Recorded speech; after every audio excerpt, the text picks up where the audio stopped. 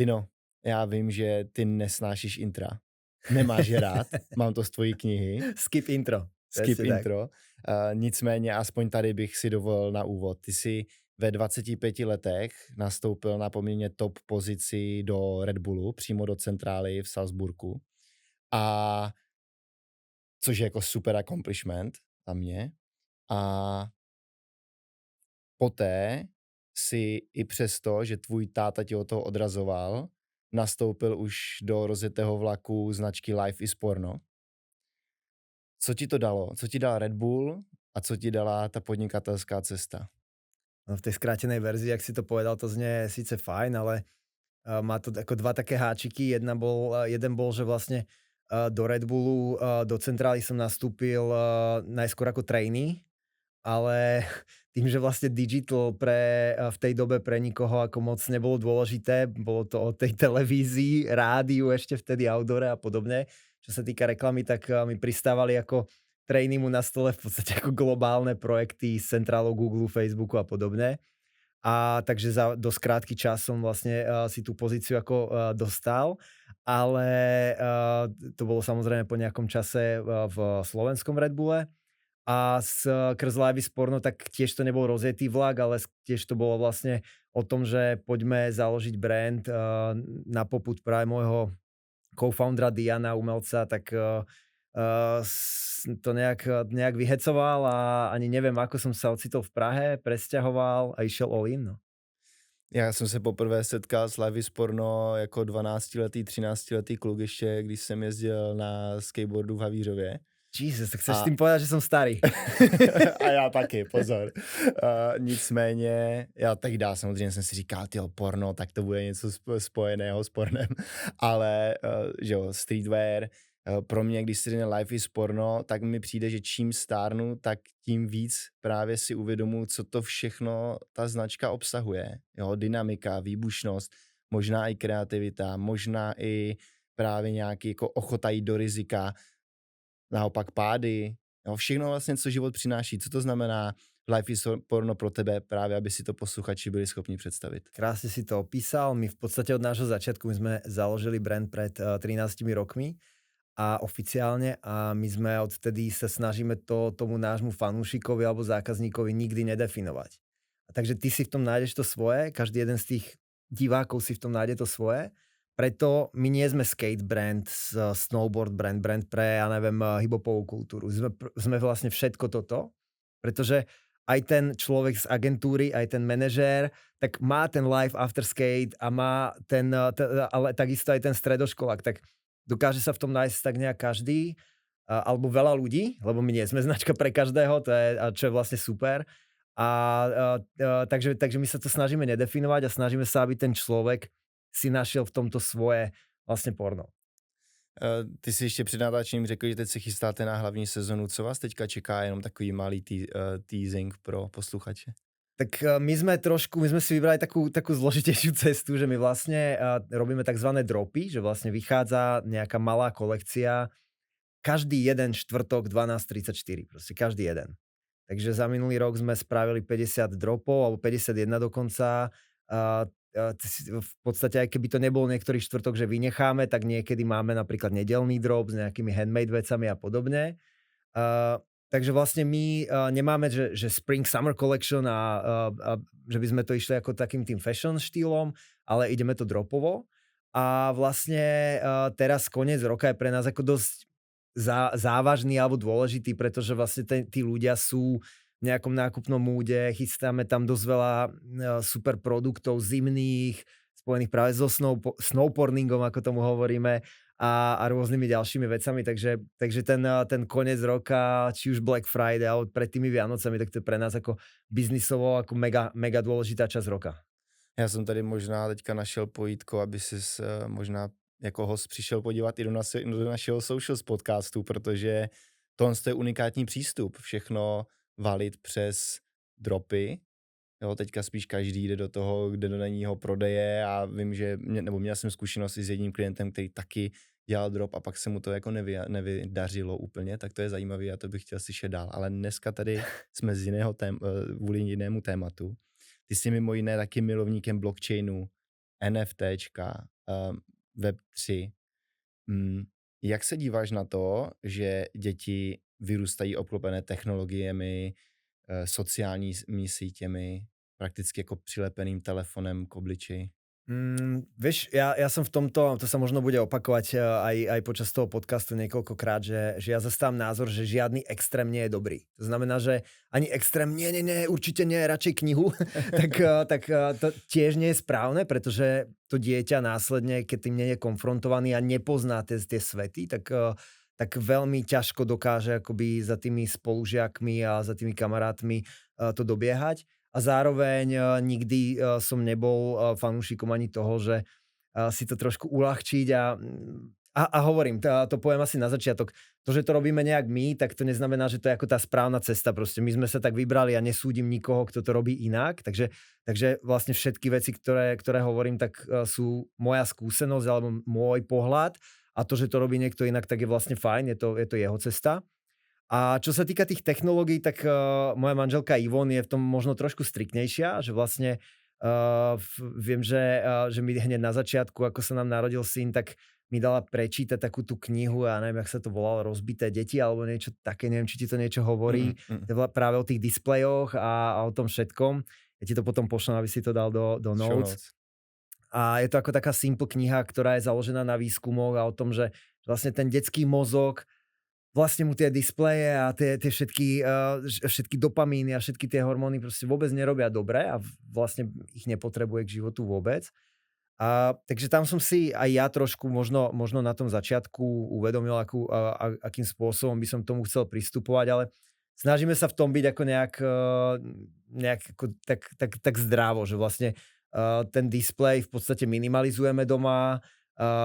Mati má 6 rokov, takže ako není to, že nesmieš nič pozerať, práve naopak, ako, že sú veci, ktoré si myslím, že keď ho zaujímajú a fascinujú, tak on vlastne ide do hĺbky a jeho to strašne baví, ale zároveň sme vlastne od úplného začiatku, keď si sadneme, napríklad máme spoločné večere, spoločné raňajky, snídane, a keď veľa cestujeme a ono je to jednoduchšia cesta, že dáš tomu dieťaťu do rúk ten displej, ten iPad alebo iPhone a hraj sa alebo čum do toho a proste len tak akože čumí do blba a vníma a teda príjma tú potravu. To sme nikdy nerobili a snažíme sa proste pri tom jedle byť tam, byť prítomný, rozprávať sa. Vlastne máme také domáce pravidlo, že vlastne mobily pri jedle nie sú. A hráme Uno, keď sme niekde vonku, alebo niečo, nejaké Maty si kresli, niečo robíme. Takže to sú také veci, že myslím si, že možno nemajú ten účinok hneď, ale myslím si, že v tom vzťahu, možno aj v tom rodičovstve, aj v tej rodine ako takej, tak myslím si, že aj to spoločné jedlo, že je za stolom, nie kdekoľvek ako na gauči a tak, že proste taký ten rituál možno z toho, myslím si, že ja by som bol rád, keby si to on tiež zobral do toho svojho života a keď to je otázne, že ako budú príjmať potravu za 20 rokov ľudia na naše deti, ale to je zase iná téma, ale nejak takto k tomu teda pristupujeme. Přesně jak ty si říkal na začátku, tak není to o tom, že my se pozicujeme do skvělého táty nebo bezchybného táty. Jo? Celý ten podcast vedu tím směrem, že si jenom předáváme nějaké vlastní zkušenosti.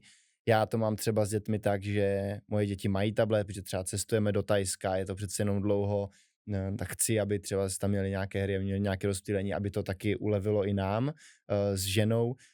Oproti tomu mám sestru, která svému nejmladšímu synovi nedovoluje pohádky, nedovoluje jakoby televizi, taky nemá tablet. Nedá se to rozporovat. Přesně každý na to má jako jiný pohled. Nicméně, jak ty si mluvil o té knize, což dáme do show notes, tak já jsem právě narazil na test, který, to taky můžu dát do show notes, který právě ukazuje to, že vědci dokázali nebo zjistili, že intenzivní hraní her zvyšuje IQ dětem, ale potom taky na druhou stranu se přesně jak ty říkáš, nedoporučuje žádný extrém a měli bychom dávat pozor, což ale se vědomě ví, jak dlouho to dítě stráví v těch zařízeních a v tom offline světě. Jo. Ako, myslím si, že tam samozrejme záleží od veku. Znova, ja sám viem, že čo mne videohry v živote dali, že som mal som niečo viac rokov, mal som 15-16 rokov, zlomil som si nohu a mne Diablo 2 zachránilo život, lebo som nemal čo iné robiť, všetci boli niekde vonku, ja som nemohol, lebo som mal tú obrovskú sádru a viem, že ma to naučilo nejaké veci, viem, že ma ten gaming svet, keď som nebol nejaký gamer, ale naučilo ma to možno aj trošku rozmýšľať inak, naučilo ma to tej digitálnej zručnosti a podobne, ale zasa, ono fakt, ja to isté primatím, že on napríklad Minecraft nikdy nehral, ale pozná ten svet, boli sme na filme a je tým konfrontovaný, pozná tie postavy, takže v podstate keď sa baví s tými spolužiakmi, tak ako keby nezaostáva. Takže ono, To je super pohľad. strašne to záleží, že niekedy možno to dieťa nemusí stráviť 50 hodín týždenne na Minecrafte, aby vlastne, čo niektorí hovoria ako excuse, že no tak ale potom so spolužiakmi sa nebude mať o čom rozprávať. Takže ako, to je ako jeden z tých pohľadov. No. No to je super pohled právě, no, že jako nějaký všeobecné znalosti, protože jakoukoliv informaci v dnešní době si dohledáš s umělou inteligencí a jazykový modely tím tuplem, takže potřebuješ právě mít nějaký ten spojovník, který tě přitáhne i emočně k tomu druhému člověku. Hry, digitál je jedno z toho. Dále potom právě ta studie ukazuje, že ti to zlepšuje slovní zásobu. Mě ještě napadlo vůbec jako učení se cizích jazyků, protože to je možná pro to dítě jeden z prvních kontaktů, nebo že si šáhne na angličtinu, to pravděpodobně. Jo, schopnost vůbec porozumění významu slov, soustředěný. Třeba Elon Musk, tak to nevím, jestli jsi s ním slyšel, on říkal, že on je snad jako top 3 v nějaké konkrétní hře. Teď nevím, co přesně jako hraje za hru. Ale on říká, že díky tomu pozná, že málo spí, že je unavený. Že on podle mě ten jeho mozek jede na úplně jiné otáčky než od normálního smrtelníka, ale on právě říká, pokud já hraju a prohrávám v té hře, tak já vím, že si musím odpočinout. Vyšlo niečo najavo, že nejakí ľudia to hrali za neho, takže ako ten top status, pretože to challengeovali ľudia, že ako byť CEO dvoch public alebo proste obrovských companies a zároveň, že to vlastne nie je reálne. Ale samozrejme, je to jeden z tých prototypov, ktorým ten gaming do toho sveta dal strašne veľa. Keď hovoríš o tej AI, o tej umelej inteligencii, tak ono je to strašne vtipné.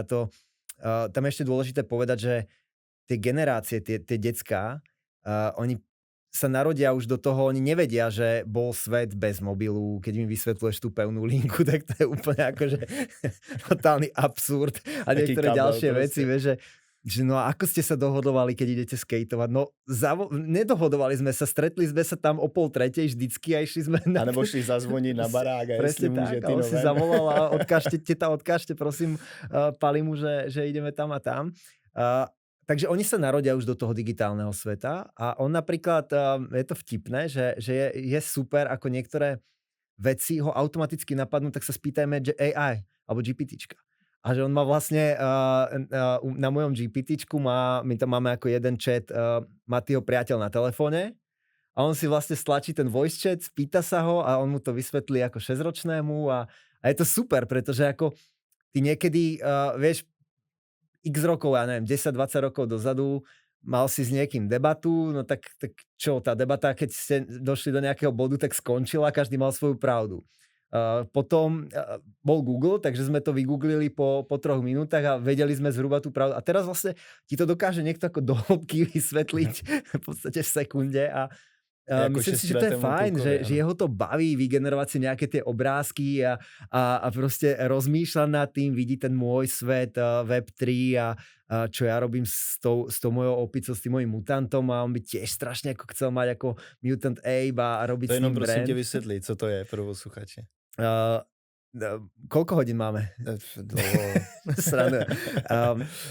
Ja vlastne som dosť aktívny už niekoľko rokov čo sa týka ako blockchainu. Ja si myslím, že budúcnosť bez blockchainu v podstate neexistuje a jedna z tých use caseov blockchainu tak sú NFTs alebo proste smart kontrakty. Takže ty vlastníš nejaké umelecké dielo a je to zapísané na blockchaine a je tvoje. Vlastníš kus internetu, něco v tom smyslu. Dá sa to tak veľmi, veľmi zjednodušene povedať. Že ty máš v podstate ten smart kontrakt k tomu, že toto digitálne umelecké dielo je tvoje. V budúcnosti je možné, že takýto istý smart kontrakt bude k nejakej stavbe nemovitosti, bude k autu, že vlastne máš papier k autu. To je všetko, vieš, to je vlastne tvoj dôkaz, ale keď niekto to roztrhá, tak vlastne ten papier neexistuje a možno je zapísaný niekde na úrade. Takže veľmi zjednodušené, dosť sa zaujímam o tento svet a uh, mám vlastne jeden obrázok v podstate z jednej kolekcie, jednu takú postavičku, kde tá kolekcia je veľká a ty k tej svojej konkrétnej vlastníš aj autorské práva, čiže IP rights. A ty s ním tým pádom môžeš vytvárať rôzne biznisy, môžeš s ním ho používať viac menej ako brand, či už na produkt, či už na službu. A v tom ekosystéme, v tom Bored Ape Yacht Club ekosystéme, tak existuje asi 500 alebo 1000 biznisov, ktoré sú založené vyslovene ako na týchto Bored Apes a Mutant Apes. Ja mám jeden z nich a robím s ním nejaké projekty ako vlastnú čokoládu, oblečenie a podobne. No a ten Mati to samozrejme vníma. Ten môj mutant sa volá Infitorem a ja okolo neho robím celú takú ako persónu a tak a jeho to strašne baví a on má vlastne, ja som mu teraz nedávno daroval vlastne jedno také, tiež, také NFTčko z jednej kolekcie G's, takú gorilu a on vlastne strašne ako rozmýšľa, ako to využiť, že tiež by chcel mať ako nejakú svoju postavu. To je ale nadlhšie, on už dlhšie má takého svojho virtuálneho superhrdinu, ktorý sa volá Super Beat. A vlastne takže Beat je ako ten jeho brand, on tým, že je konfrontovaný tým svetom, chodí so mnou často na rôzne akcie, na eventy, je vlastne v tom svete, tak vlastne je tým konfrontovaný a celkom tým žije a rozmýšľa nad niektorými vecami celkom zaujímavé. A mňa to baví, lebo ty vidíš, že tomu dieťaťu, že v Pokémon Go, keď to skúšal ako nejak si zahrať párkrát, tak v podstate ho nebaví až tak ten gameplay, ako ho baví obliekať toho svojho, ako keby toho svojho trénera. A vlastne že už ten 5 alebo 6 ročný mozog rozmýšľa nad tým, že by strašne chcel tento ruksak, alebo chcel by strašne túto bundu. Ale tá bunda sa kupuje, stoja na 200 korún alebo niečo. A ty mu povie, že no ale radšej by si chcel ten ruksak fyzický, normálne, že by si mal nový ruksak, alebo tento v tej hre. A vlastne pre neho je to jednak jednej. On by radšej si vybral tú digitálnu. Takže už len ako úplne sme trošku odbočili, ale vlastne, že ako tá mladšia generácia rozmýšľa nad tým, že pre neho to, že to nedrží fyzicky a nevlastní to, že vlastne jemu to nevadí. On vie, že to vlastní, že to je jeho ruksak, ktorý tam má v tej danej hre, v tej danej postavičke a vlastne mu to dáva tú radosť z toho rovnakú, ako keby ten ruksak mal na sebe. Takže to len ako taká moja vsúka mimo. Mně to právě potom ještě jako napadá na to otázka. Za prvé, jestli se Maty pak porovnává třeba s kamarádama, že o něco takového má, nemá. Víš, jako jak potom vůbec to využívá, třeba s interakcí s lidma, nebo jestli to je fakt pro jeho potěšení. A druhá otázka, ty jsi zmínil to, že teda Ivona, tvoje žena, ti dala knížku k přečtení. Jak vy vůbec diskutujete o tom, že teda jako co už je moc, co už je příliš, jestli máte nějaké pravidla v rámci toho? Kromě teda mimo to, že teda žádné telefonáty při jídle a telefony. Vieš čo, nemáme to, že by sme si napísali akože naše top 10 magna carta, že proste tohto sa budeme držať. Myslím si, že skôr to bolo ako veľmi prirodzené, sme sa bavili o tých veciach a skôr ja som v niektorých veciach ako voľnejší a trošku tomu nechávam ako taký ako voľnejší priebeh. Ona rada často ide do hĺbky, číta si tie veci a rozmýšľa nad tým možno trošku z iného uhla, takže ako myslím si, že si to nejak doplňame, hľadáme tam ten balans, ale nie tak, že by sme si sadli a fakt spisovali pravidlá, ale ako nejak on the go to robíme. No a čo bola prvá otázka? To som teraz, že či to využíva na nejaké...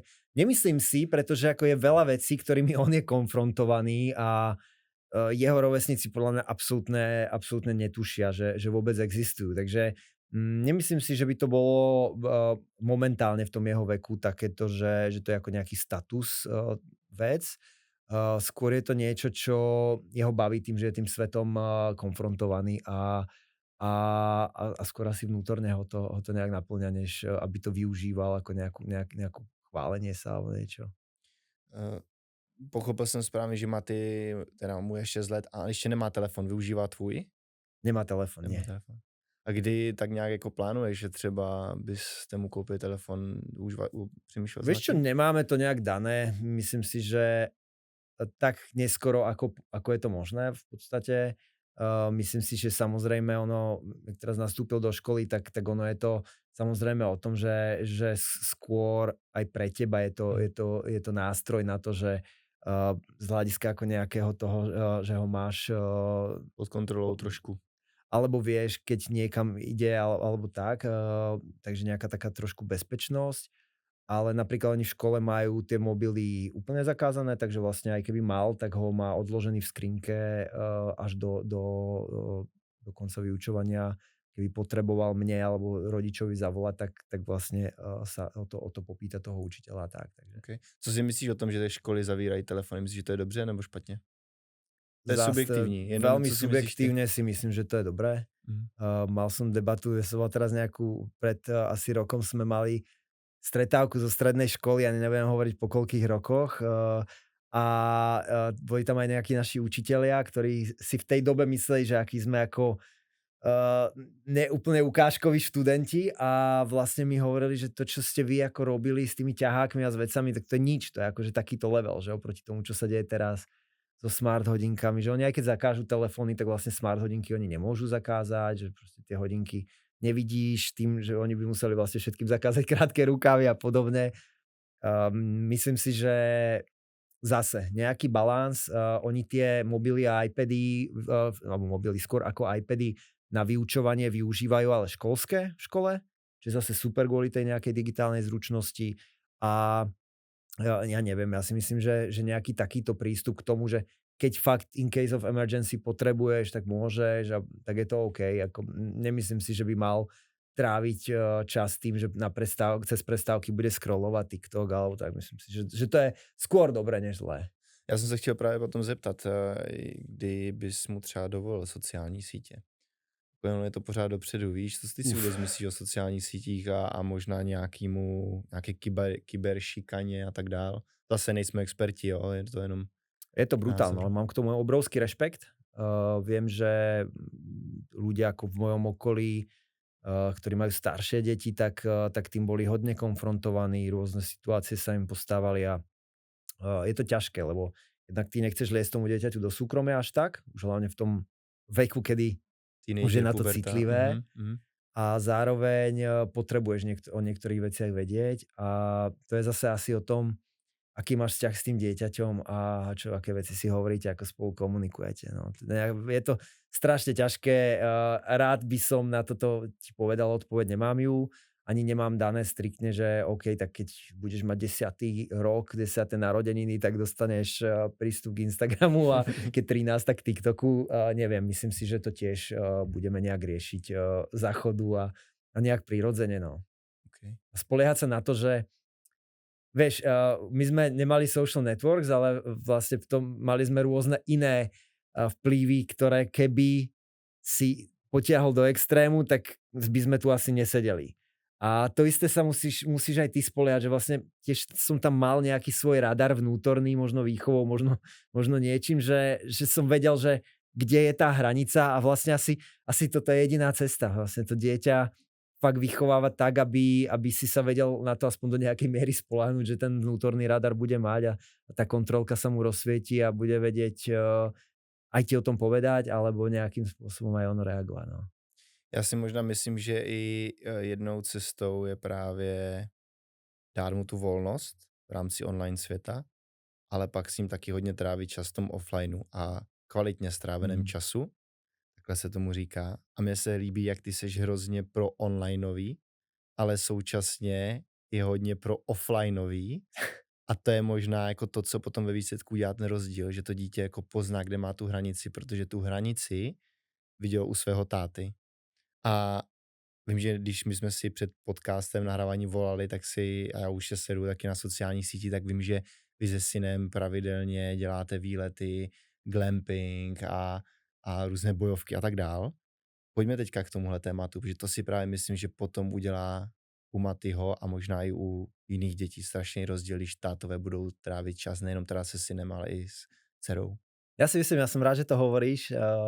Keď človek to robí, tak mu to nepríde ničím zvláštne, ale u mňa to bolo dosť o tom, že aj na začiatku, ako keď sa Maty narodila, ešte hlavne keď je to úplne malé mimino, tak ešte tým, že sa s ním nerozpráva, že si jasne komunikuješ, ale vlastne ten displej tam je a proste si na ňom. Ale v nejakom momente som si uvedomil, že ja, tak ako to mám pri práci versus nejakej regenerácii alebo športe, že keď robím tú danú vec, tak sa snažím robiť tú a nesedieť na 6 stoličkách naraz. A takže keď pracujem, tak pracujem a idem all in. Keď relaxujem, tak relaxujem a proste relaxujem all in. Keď športujem, tak športujem a nepočúvam 72 podcastov a neriešim 2 telefonáty. A to isté som si povedal, že budem sa snažiť teda praktizovať aj pri Matým, takže vždy, keď som išiel s ním to po obede von alebo niekam, tak vlastne som viac menej odložil telefón a vedel som, že tak ako keď mám hodinu teraz podcast alebo meeting a za tú hodinu, no ak sa niečo deje vážne, tak buď sa to vyrieši medzi tým, alebo ma to počká, tak vlastne to isté, že k tomu pristupujem ako k tomu v úvodzovkách meetingu, kedy nechcem byť rušený a nechcem. Samozrejme, keď máš vlastný biznis, tak sú momenty, kedy musíš zasiahnuť a musíš niečo riešiť, ale snažím sa fakt to celkom ako dodržiavať, že nečumieť na ten telefón a nebyť stále ako online a venovať tú pozornosť tomu, tej rodine, ale nielen Matymu, ale proste tej rodine ako takej. A to je ako jedna vec. Ten offline je pre mňa veľmi dôležitý, to máš pravdu.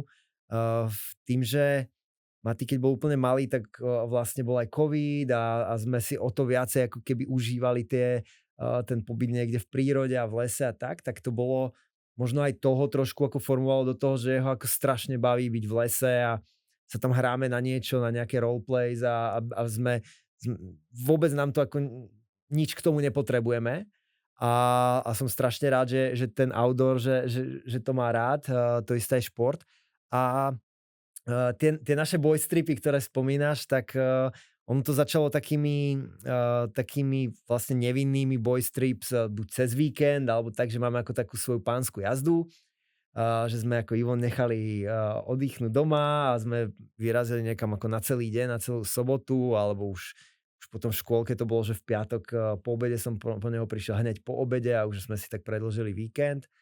A tým glampingom, ktorý spomínaš, tak tie sme vlastne hneď prvý prázdninový týždeň sme už boli teraz 3. krát. Chodíme na Južnú Moravu, glamping Slovácko, čo je proste úplný úlet, že máš buď to hroznové sady, alebo merunkové, marhulové sady.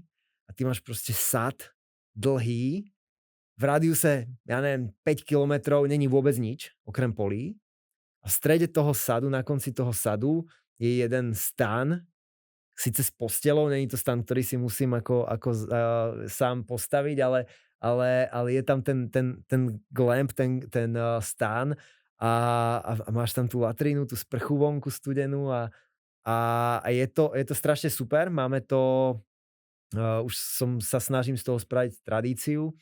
Každý rok mu k tomu robím bojovku, nielen vtedy, ale zrovna tam takú ako bojovku, že si nájde nejaký líst od nejakých padouchov a on musí vylúštiť nejaké úlohy a vždy ho tam čaká nejaká, teraz to boli Lego postavičky, ktoré keď nazbiera ich 10, tak mu to odomkne zase nejakú túto. Veľa vecí Co mu to pristavujem. odemkne, řekni mi to. Prosím? Co mu to odemkne? No napríklad finálne nájde krabicu s Legom nejak, ktoré si ako niekedy prijal, takže ako vyslovene, že to bol ten finálny poklad. A vlastne on úplne dokonca netušil, že či som to naozaj robil ja. Ešte stále trošku taká tá detská hra, že asi áno, ale možno, vieš, jak to bolo s Mikulášom a Čertom, že stále si mal ešte takú že nádej, čo ak to, nie že nádej, ale že nebudem sprostý, čo ak je to naozaj real, vieš. A že už si vedel, že pravdepodobne je to ten sused alebo ten nejaký kamarátov otec, ale čo ak náhodou nebudem riskovať. Tak ale nejak som sa prekecol, alebo niekde keď som išiel niečo cez moje fotky, tak tam zbadal fotky na mojom office týchto indícií, jak som si to fotil, aby si posielal Ivon. Tak normálne ma takto dokázal prekuknúť, že prečo si to mal na office? Ale takže mu robím takéto rôzne bojovky, aj keď sme boli na nejakých ako camping tripoch s kamarátmi, tak ja to baví. Ono to GPTčko je k tomu strašne super nástroj, že vlastne ti to dokáže podľa aj tých lokalít a podľa tých záujmov, že už to mám tam naskilované a dokáže mi to prispôsobiť. Tiež som mal teraz takú väčšiu oslavu narodenín a spravil som tam, tým, že veľa mojich kamošov má decka, tak som spravil ako bojovku pre. Mňa to celkom baví. Takže oni chodili po tom areáli, lúštili tam tie krížovky a mapy a tak a vlastne ako 2 hodiny o tých deťoch vlastne nevieš, chodili a radili sa, že čo ako a myslím si, že toto je tiež fajn, že tá hravosť alebo tá hra by mala byť súčasťou toho vyrastania alebo toho detstva, pretože aj to rúško tajomstva alebo tie veci, ktoré ako ťa niekam dostanú, tak myslím si, že to je ako veľká súčasť možno aj toho, ako ja teraz rozmýšľam, že vlastne tie hry alebo to hranie, že ťa bavilo a že sme stále boli vonku a vymýšľali nejaké bunkre a nejaké veci a vlastne strašne ma to baví, že to teraz prežívam na novo a vlastne môžem si to detstvo akoby zažiť znova. To je asi na tom otcovstve ako jedna z najlepších vecí. Každá doba má něco, no, já když teďka třeba občas se jdu projít po městě, tak dvorky, na kterých jsme si hráli, blbnuli, hráli hokej, jo, hráli si na rytíře, na indiány, cokoliv, tak teď jsou ty dvorky úplně prázdné, nikdo tam není, což je na jednu Je to stranu tak, no. smutné. Co se týče toho glampingu na Jižní Moravě, tak určitě doporučuji, aby se lidi mrkli na tvůj Instagram, abyste to tam našli, protože to je nádherné, mě to fakt jako vyrazilo dech. Nevím, jestli to je vůbec možný teďka tam dorazit, když začíná podzim, zima. Ne, to oni možná majú to není. sezónu Mhm. od kvietna do konce září vlastne, septembra a na tú jeseň už je to už trošku ako chladné. Ale my tam máme už vlastne teraz buknutý ten prvý týždeň na budúci rok, čo sme si bukli hneď ako sme tam boli. A už máme tam taký svoj, akoby, také svoje kolečko.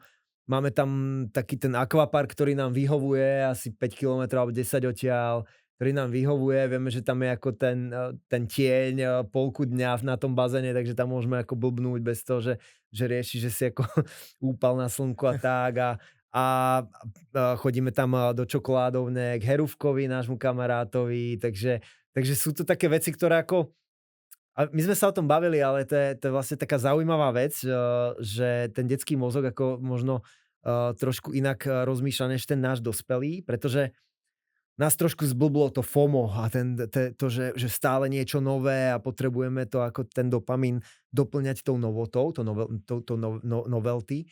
A ja som sa teraz Mateo pýtal, že či mu ako nevadí, že ideme na to isté, na to stejné kúpalisko. Že či mu nevadí, že vlastne ten program je ako veľmi podobný po roku a tak. A on vlastne práve naopak, jeho to na tom strašne baví. On už vie, čo čakať, nepotrebuje vlastne skúmať nejaké ďalšie veci, ale v rámci toho miesta ho tá hra tam môže skúmať viac, alebo môže sa Takže bolo to pre mňa také zaujímavé zistenie, že namiesto toho, že stále niečo nové a tak, že často to dieťa je fajn s tým, že ísť na to isté miesto, lebo to tam už pozná, má ten komfort a vlastne, že už nemusí ako riešiť nejaké iné vnemy. Plus se může asi připravit a možná třeba ti pomoct s plánováním, což je zase další nějaké jako pouto, které vy si spolu vytvoříte. Pomáhá ti s tím Maty, nebo ne? Moc nie, ja sa mu Ne. to snažia, to není nejaký akože extra, to je pre mňa ako 2-3 hoďky, ktoré sa zaseknem presne s GPTčkom a vytlačím to na tlačiarniach a popripravujem nálepky a tak, ale že to nie je zase, že by som ako 2 týždne na to intenzívne jo. makal. Ale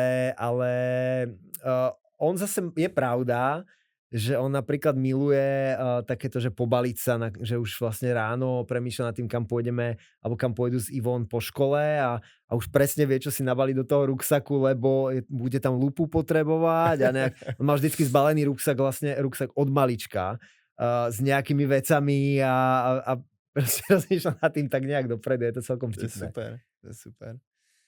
Máš nějaké svoje pravidla, když tam jedeš, protože vím, že si právě psal, že viděl jsem stories, odjíždím pryč, budu offline celý víkend, nekontaktujte mě, nic. Mávam ako celkovo, nielen tam, ale mávam niekoľkokrát v roku sa snažím mať buď to úplne keby off, že telefon fakt vypnem, dám ho na airplane mode. Je to skôr taká vec, že je dôležité, aby ľudia, ktorí by ťa v prípade nejakej núdze mohli potrebovať, tak musia vedieť, kde ťa zastihnú, takže vedia, že Ivon sa dovolajú, alebo vedia, kde a ako ma zastihnú. Na tom glampingu som to dal bez Instagramu. Tam som hovoril, že nie som na Instagrame, pretože tam je to práve o tom, že ty si ho otvoríš kvôli nejakej veci, aby si niekomu odpísal a zrazu sa pristihne, že scrolluješ. Takže tam som to nebolo úplne o telefóne, pretože chceš si niečo odfotiť a tak, ale vlastne ten môj tím vedel, že som off a myslím si, že to mám ako v tomto, že je to fajn, že vedia, ako ma zastihnúť, keď ma potrebujú, v prípade toho, že fakt to nepočká. Ale je to super, je to strašne super, keď si človek len vyskúša napríklad, že na 24 hodín, fakt to niekedy skús, že si dáš ako 24 hodín bez telefónu, kľudne bežnú sobotu, akože tento týždeň sobotu. A Udělám. je to ale Závazek. celkom, musíš sa trošku nad tým zamyslieť, Vydám děti pretože celý víkend, tak let's go. pretože ideš niekam a tým pádom musíš vedieť, kam ideš dopredu, lebo nebudeš mať Waze, nebudeš mať Google Maps. Premýšľaj nad tým, že potrebuješ buď kartu alebo cash so To jsem sebou chtěl říct. a podobne. A to sú také tie nuancie, ktoré ako ťa nenapadnú, že si povieš, že jasné, 24 hodín, ale vlastne ty kokos, ja mám tú kartu mám v Apple Wallet alebo niečo, vieš, že je to trošku zložitejšie, ale stačí sa len nad tým zamyslieť, že kam pôjdem, čo budem a tak. A je to strašne super. Podľa mňa človek si to ako neuvedomuje do takej miery a znie to strašne ako banálne, Ale digitální hygiena udělá svůj. je to mega, je to super. Hodně lidí taky teďka chodí do pobytu ve tmě, nevím, jestli jsi byl, nebo jestli jsi o tom slyšel, já jsem třeba nebyl, ale slyšel Nebol jsem som, ale dal reakce. som to ako darček môjmu parťákovi Dianovi, práve teraz pred pol rokom k narodeninám a chystá sa na to on. Nie preto, že by som mu to ako on to chcel, akože že s tým plánoval. Ja mám trošku problém s tou tmou ako takou, nie že by som sa ako bál, ale bol som pár rokov dozadu, už to je dosť veľa rokov dozadu, sme boli na večeri v tme v Paríži s Yvonne a nedával som to úplne. Prvé ako mal som tam úplnú úzkosť, fakt som z toho bol ako celkom vykolajený a asi ten človek, keď ide do tej tmy, tak ako asi hľadá to, že chce byť ako trošku mimo tej svojej komfortnej zóny, ale zatiaľ to nie je to, čo ten spôsob toho, ako sa mimo tej svojej komfortnej zóny chcem ja dostať momentálne, ale nehovorím, že to niekedy neskúsim, ale momentálne to nie je úplne na mojej agende, ale čerstvo som to dosť riešil v hlave, že či hej alebo nie, práve skrz Diana, ktorý to dostal do mňa ako darček, takže... Já ti potom napíšu na referenci, protože já nad tím teďka dost uvažuji. A nejenom teda to, že bych se dostal mimo komfortní zónu, ale my se k tomu, myslím, že dostaneme, ale četl jsem jeden z tvých blogových článků, že myslím si, že jsi tam o tom někde psal, že teď mi dokonce vypadla niť, co jsem chtěl říct, jak jsem to dohledával. No v pohode, tam fakt ide o to, že... I dare you, set a timer for an hour and do nothing. Always busy, always scrolling, always chasing the next thing. Ja som to mal aj v knihe, to bolo myslím, že z Tools of Titans, alebo som si ako prispôsobil ten exercise, to cvičenie z tej knihy a som si ho potom robil v rôznych ako formách a vlastne ide o to, že skús niekedy vyslovene nerobiť nič. A že si ako sadni, nemyslím tým úplnú meditáciu, ale je to forma meditácie a nerob nič. Proste displej, mobil preč, úplne zabudnutý, len si nastav budík za hodinu. Fakt hodina. Hodina je akože... Brutál. Ono sa to nezdá. Ty vlastne, čo prežívaš v tej hlave, potom rozmýšľaš, pozeráš sa, všetko si ako potom... A je to v pohode. Žádné oči, nic, jenom Môžeš. Není to ako meditácia, že nepremýšľaj na ničím. Premýšľaj nad všetkým. Nič si nezapisuj. Nič vôbec. Len buď sám so sebou, len buď v tej svojej hlave. Je to úplný úlet. Je to fakt akože na začiatku tie prvé razy, tak si z toho, ty si myslíš, že už asi 4 hodiny to musí trvať a fakt akože sa pozrieš a je to 15 minút alebo 20. Niektorí ľudia to dávajú úplne v pohode, že vlastne ako s tým nemajú problém, ale väčšina ľudí, ktorí ako majú vlastné biznisy a sú trošku takí akože zvyknutí byť stále v nejakej akcii, tak s tým majú akože extrémny problém. To bude môj prípad, no. A potom ešte také paralela, už viac do tej meditácie a do toho ako well-beingu alebo do toho skôr mindfulness, tak je také cvičenie, keď som robil minulý rok takú moju extra mile session na deň a pol, vlastne sme boli zavretí so skupinou super ľudí a každý vlastne chcel som, aby to nebolo len nejaká konferencia, kde ja budem mudrovať a vlastne oni si zapíšu a prídu len so zapísanými papiermi, ale tam vyslovene išlo to, príď s nápadom a budeme na ňom makať. A to bol byť nápad existujúci z existujúceho biznisu alebo nový a ty budeš tam mať tools, aj ľudí, odborníkov pár na nejaké konkrétne sféry, ktoré by ti v tom mohli pomôcť a budeme mať rôzne sessions na to, ako si dokážeme pomôcť navzájom a vlastne za ten deň a pol dosť veľa ľudí aj tie nápady vyslovene vykopli alebo minimálne si pripravili tú pôdu na najbližších 30 dní, aby tie nápady spustili.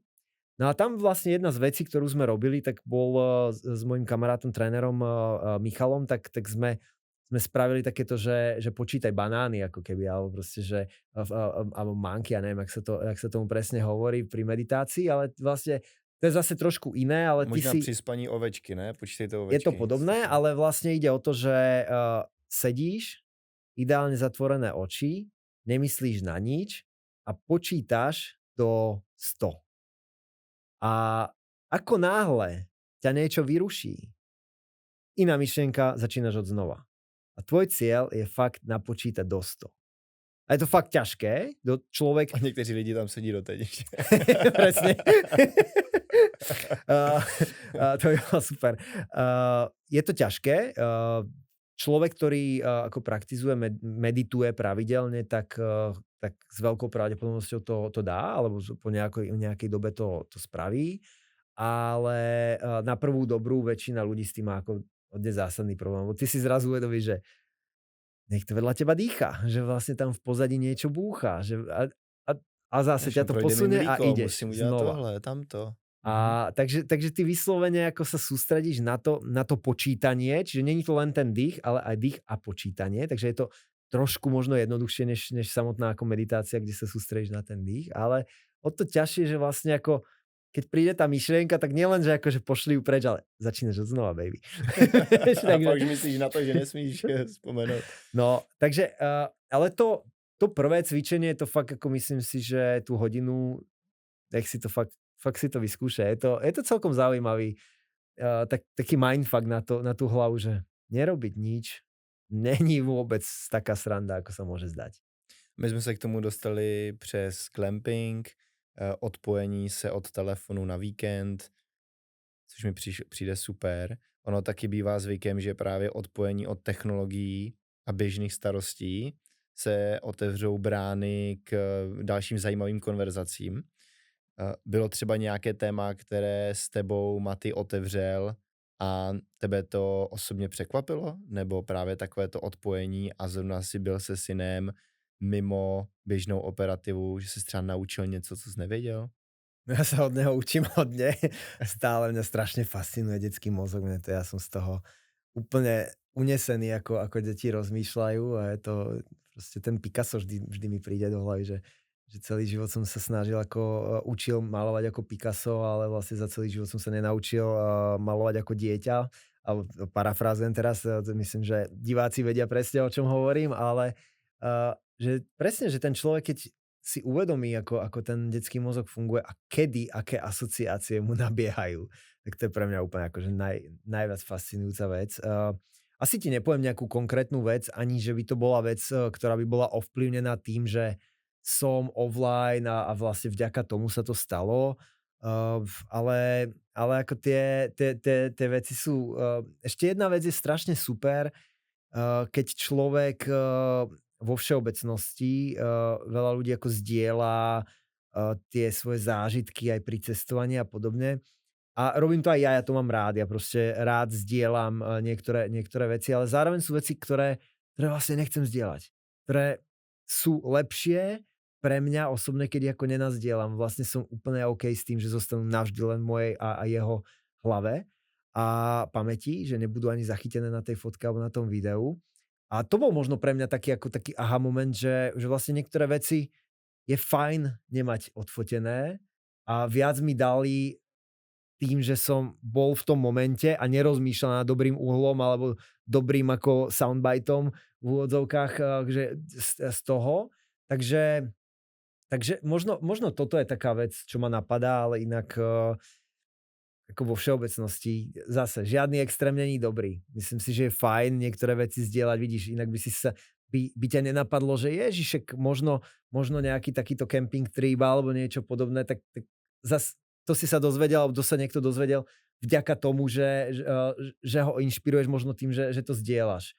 Ale zároveň proste niektoré veci je fajn, keď zostanú len medzi tým človekom. A to neplatí len s deťmi, to platí myslím vo všeobecnosti v živote, v biznise. Já jsem zhruba 4 měsíce zpátky trošku více začal sdílet svou nějakou cestu marketéra, toho, co děláme pro naše klienty. Současně možná se více otevírám jako ze svého života, jak nad věcma přemýšlím, ale přesně tam mám potom ten bod, že když jsem třeba s dětmi, tak to vůbec nezachycuju. Že si říkám, teď je přesně ten moment, který chci, abych si pamatoval, až mi bude třeba 60.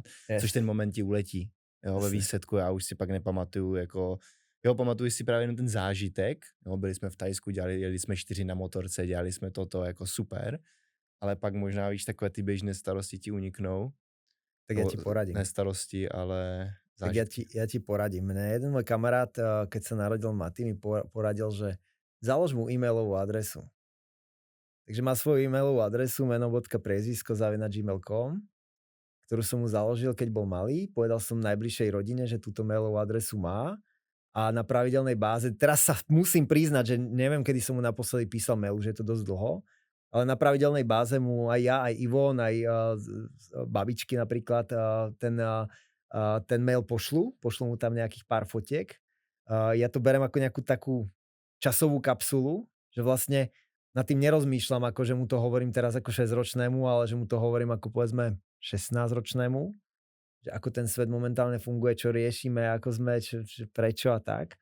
A myslím si, že toto je fajn hack, pár mojich kamarátov to spravilo a je to vlastne strašne fajn, pretože ten Gmail s veľkou pravdepodobnosťou za 15 rokov fungovať bude. Takže je ako pravdepodobnosť, že ešte Google tu bude a že ten nástroj ako nezostane niekde ako pochovaný. A zároveň myslím si, že to bude ako... Ja osobne by som si chcel prečítať, že ako rozmýšľajú moji rodičia, keď som mal 6 rokov a písali tie veci na papier a ja rád píšem, takže ako tiež to je taká tá vec, že tie veci dávaš na papier pre neho a je to podľa mňa fajn, takže možno... Já taky rád píšu, to je super hack, já už to tady poznačil, začnem to dělat. A já taky rád píšu, vždycky jsem si psal nějaké notesy, poznámky a žena za mnou přišla po narození dětí s dopisema, takže my píšem dopisy, ale tam myslím, že to blbý, že tam jsou vždycky jenom nějaký milníky.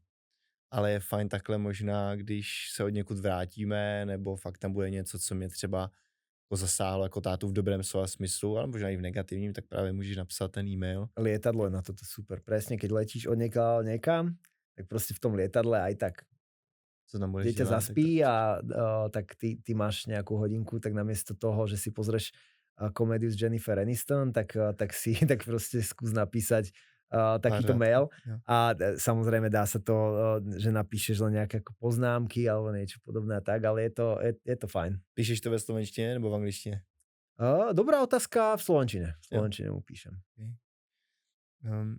My jsme se tady právě bavili o tom plánování z těch boys tripů, což je úplně super věc. Na druhou stranu taky je možná dobré podotknout, že jako i v těch malých věcech je ta síla. Jo? Výšky na kole, možná, nevím, trénování skateboardingu, malování, chození na různé akce spolu.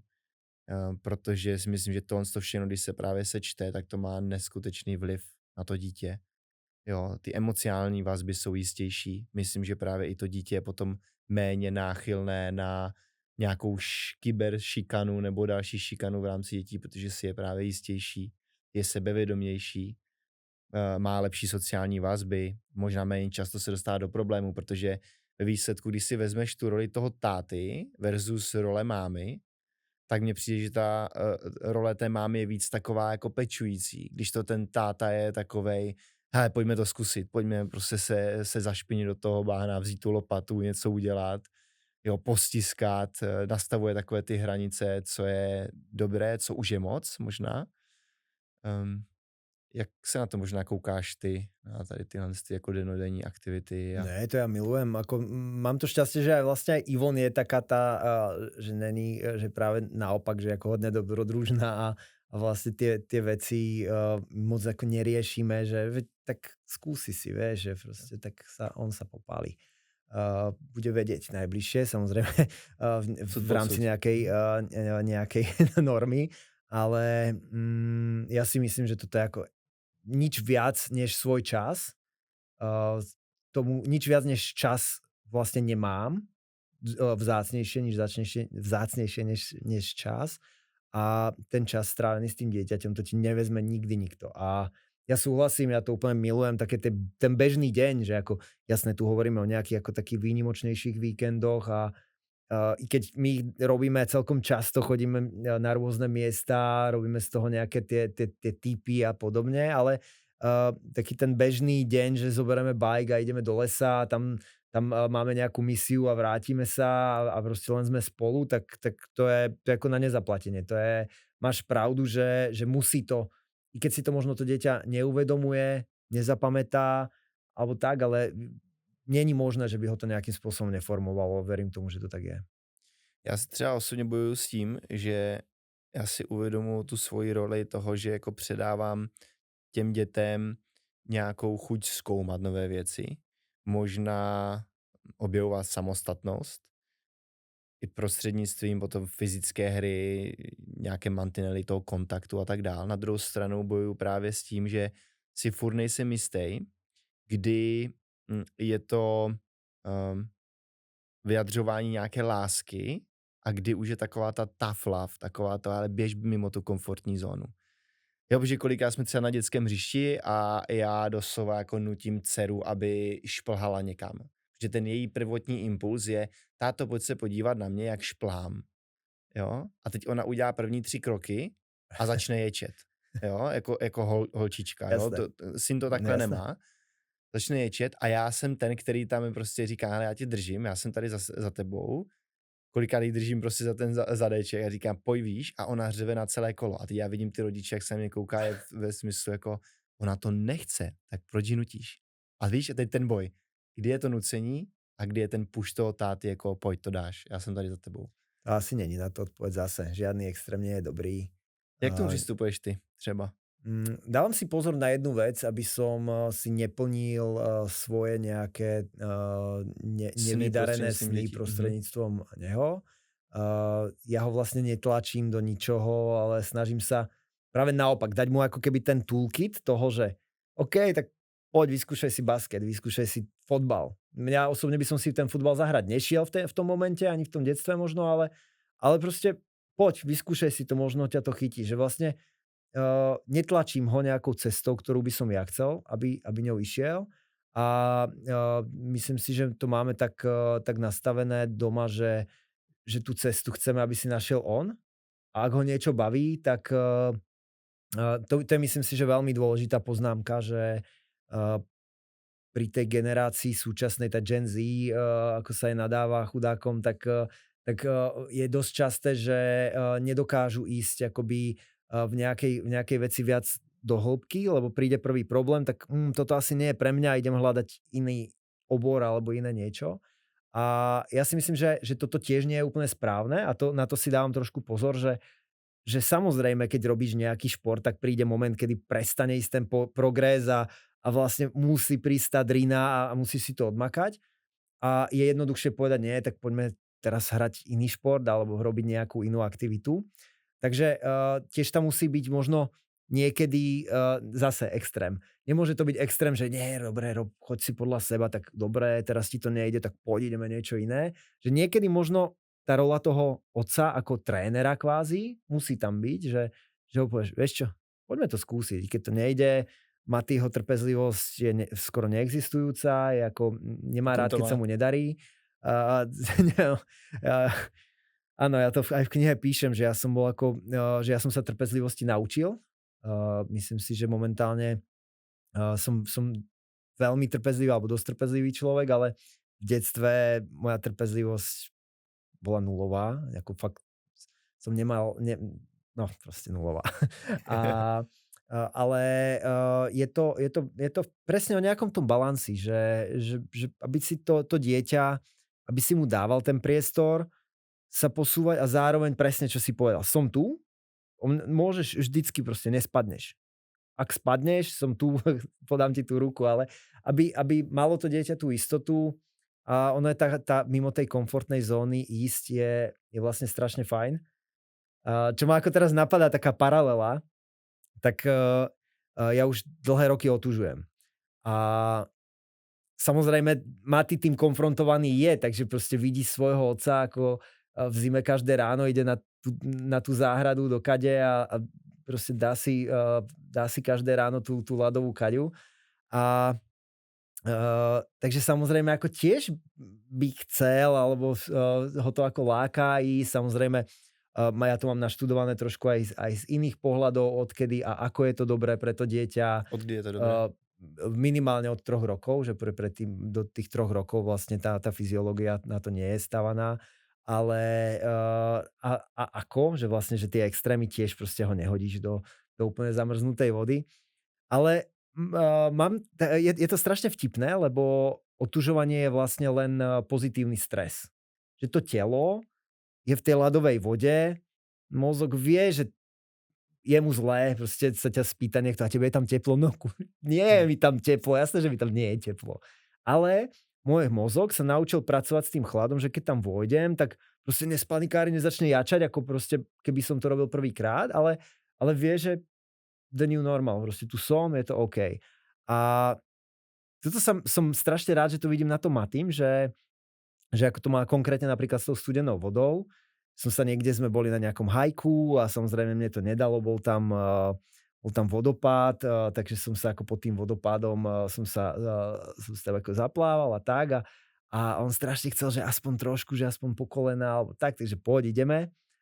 Tak a zrazu ho vidím, ako ide do pol pása pod tú vodu a bola fakt studená, akože bola fakt studená voda, ešte vlastne tečúca, takže ešte o to pocitovo horšie. A ja som na to úplne čumel a nebolo to, že ja som mu povedal, že som ho hecoval, to dáš, práve naopak, že som bol strašne ako s takou pokorou a s takým rešpektom, ale vedel, ako do toho ísť a proste, že sa sústredí, že fú, že a teraz zrazu on tak na mňa pozrel a že Mati, ty si sa ponoril? A on teraz tak na mňa pozrel a on sa nadýchol a dal normálne akože ponor až po a teraz ty si na to pozrel, what the fuck just happened? A úplne vidíš ten fokus, ako na to ide. A teraz vidím na ňom, že keď sme, ja neviem, boli sme na Sardínii, bol tam studený bazén a on sa chcel kúpať, proste pršalo a vlastne jemu to telo, už ten mozog vie s tým chladom pracovať a je s tým OK, je mu tam chvíľku zima, ale vie už, že je to OK. A myslím si, že ten trošku ako obklúkol som odpovedal na tú tvoju otázku, ale myslím si, že ako dostávať tie deti mimo svojej komfortnej zóny niekedy a v rámci nejakých zdravého selského rozumu, tak je podľa mňa strašne super a učí ich to zase pripravovať sa na nejaké tie situácie, kedy, pretože v tom živote sa do nejakých tých extrémov dostanú a vlastne vďaka tomu možno pozitívnemu stresu, tak budú s tým vedieť trošku lepšie pracovať. A možná i prostřednictvím inspirace, protože tady mi z toho právě vychází to, že tě vidí každý den chodit do té studené vody, což máme mimochodem společné, tak právě on to vidí a najednou, když mu to docvakne všechno, tak je připraven, ví, jak to dělá táta a let's go. A pak mě právě zajímá jako další věc, jste na dovolené, prší, je ledový bazén, on se chce jít koupat, co mu řekneš? Let's go. Let's go, jdeš s ním. Jasné. Okay.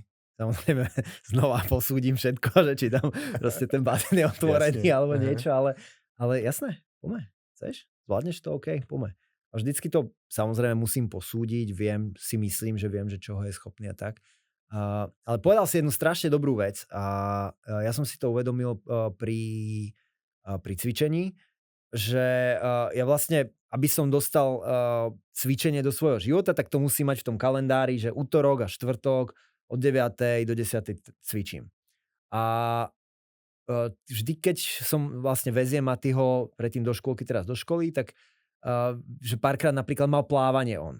A ráno do školy išiel, do tej škôlky išiel a že dneska sa mi nechce ísť na to plávanie a tak. A vlastne mňa to nikdy nenapadlo, ale práve v tom gyme ma na to niekto upozornil, že aké je super, že to dieťa vidí, že ty bez ohľadu na to, či vonku prší, či sa ti chce alebo nechce, že v ten štvrtok o 9. cvičím. A on si to začal fakt s tým spájať, že som mu povedal takú tú obľúbenú vetu jedného môjho kamaráta, že chce sa mi? Nechce. Idem. A vlastne idem, lebo dalo by sa nájsť 100 000 výhovoriek a aj o týždeň možno nájdem tú výhorku, ale vlastne prečo by som nešiel? A myslím si, že aj toto je dosť dôležité, že keď tie deti vidia ten vzor toho rodiča, že a je dobré im to hovoriť, pretože on nevie, že ani mne sa nechce. A že Maty, mne sa teraz nechce ísť cvičiť. Mne sa fakt nechce. Ja by som dokázal nájsť 20 iných vecí, ktoré by som robil teraz radšej, ale idem, pretože viem, že je to dobré pre moje zdravie, viem, že ma to dostalo z problémov s mojim chrbtom, že vďaka tomu cvičeniu môžem fungovať, ako fungujem a preto tam idem. Tam nejdem preto, že sa na to strašne teším. Neteším sa. Takže toto je taký mini hack, kedy tým deťom je niekedy fakt dobré to len povedať, že len opísať, čo vlastne cítiš, že to není, že ja som mašina a že ty, tak ja cvičím, makám, lebo no nie vždy sa mi chce ísť do tej studenej vody ráno. Ale proste idem, lebo je to super. Do práce, ne vždycky se ti chce do školky a tak dále. Presne tak. Což tady vytváříš nějaký pozitivní program. My dost často si bereme, ať chtě nechtěně, tak nějaký negativní program. A právě proto jsem se tě i ptal, jako co říkáš potom Matymu, jako jestli půjdete do toho bazénu nebo ne, že mi hned napadlo, hele, dneska nepůjdem, protože prší, protože můžeš být nemocný a pak to dítě přesně, a že třeba starší, tak si že ne. No, mě když si táta říká, že když prší, půjdu do bazénu, budu nemocný a pak ve skutečnosti fakt je nemocný, že jo, až mu bude třeba. Jasné. Ako, to sú také vzorce, že vlastne z detstva ich mám milión. Že vlastne zatvor tie okná, je to prievan, prechladneš. Niečo, že nechoď, prechladneš, daj si šál, prechladneš. Je na to taká skvelá detská knižka, nepamätám sa, jak sa volal ten chlapec, ktorý ako bol so svojím otcom a to musel napísať, nailustrovať nejaký otužilec, lebo on vlastne presne o tom, že videl som toho chlapa, ako v tej ľadovej vode pláva a chcel som to skúsiť, ale vlastne babička mi hovorila, daj si rukavice, lebo prechladneš. Dedo mi hovoril, daj si tú šálu, lebo budeš mať angínu. Mama mi hovorila, v žiadnom prípade nechoď vonku, lebo je zima a budeš chorý. A vlastne jasné, však si to pritiahneš, keď si povieš, že budeš chorý, tak budeš chorý, ale vlastne ak fakt zaklopem, Maty má aj super imunitu práve vďaka tomu, že tieto veci možno bere trošku tak automatickejšie, že s tým, neviem, je to ako fakt zaujímavé, že veľa tých vecí nám zafixovali tí rodičia, učitelia, máme tie vzorce také, že nemalo by sa to tak robiť. Vlastne, prečo nie? Najdi si tu svou cestu. No. Mně se taky líbilo, že ty bereš, a ty už to řekl na začátku, sem tam Matyho do práce, / na eventy, což já beru, že to je tvoje práce, pořádání eventů do jisté míry, do velké míry, aby právě poznal tátovú partu. No on to miluje, on úplne ako Dian, môj parťák, je pre neho ako úplne strejda, ktorého miluje najviac. Najhoršie na tom je to, že ja po neho prídem z tej práce a teším sa, že ideme teda niekde a on by najradšej išiel na ten Forbidden Spot vlastne späť do mojej práce, pretože on tam má v tom dole v ateliéri si ako vytvoril taký svoj office, že toto je môj office a tam tvorí, tam ako si maluje a robí veci, takže Áno, má to strašne rád, má rád to prostredie, v ktorom ja žijem, existujem, tvorím, pracujem. Má rád tie veci, tie eventy, na ktoré chodím, snažím sa, ale není to také, že by som ho ako znova, to je ako s tým futbalom, že ja ho do toho ako netlačím, ale je to vyslovene, že jeho ten svet baví, jeho baví tvoriť, je akože hodne kreatívny, takže jeho baví tvoriť, malovať a vlastne ako rozmýšľať nad tými vecami ako z toho, že má tú svoju značku, moja značka je Beat a pýta sa ma, že Daddy, a nebude ti vadiť, keď moja značka Beat bude známejšia ako Live Sport? No. Že bude na Dobrá tých challenge. billboardoch a nebude ti vadiť, že bude známejšie ako Infi? A, a vlastne to úplný príklad poviem teraz, jak je konfrontovaný tým svetom, tak berem ho už od malička, ho striháva môj barber Filas a proste od toho malého, ako tam vyrastal na tom, ako rastie na tom kresle, tak je to strašne vtipné vidieť a on vždy sedáva on tam podloží to skateovou doskou, aby bol vyššie. A oni sa nejak bavili a prísahám, že to išlo úplne mimo mňa a Mati mu hovorí, že jeho ako Beat, jeho superhrdina, že bude mať niekedy vlastnú skateovú dosku. A asi samozrejme je tým konfrontovaný, vidí, že s niekým vydávame promodel, kolabo a niečo a teda Filas mu hovorí, že Mati, ja by som to s tebou spravil ako barbershop, správame kolabo. Tak oni sa začali normálne rozprávať ako o kolabe a to im ja hovorím, OK, boys, ak si to dohodnete a budete mať fakt dizajn a všetko, ja vám zariadím výrobu.